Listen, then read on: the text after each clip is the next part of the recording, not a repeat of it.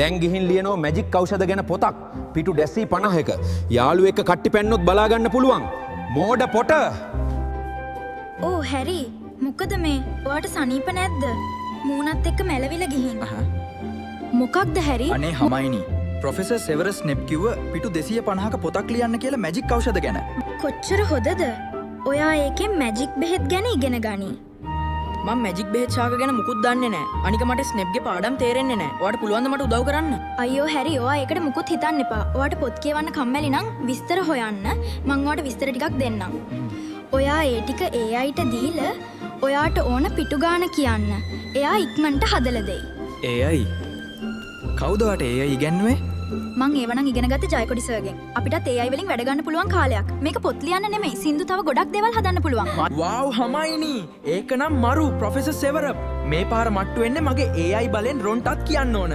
මටත් කියන්න ඕන. ඕගොල්ලොත් අද ඉඳන් AI වලින් පොත් ලියන්න පටන් ගන්න. ඇලෝ හැමෝරා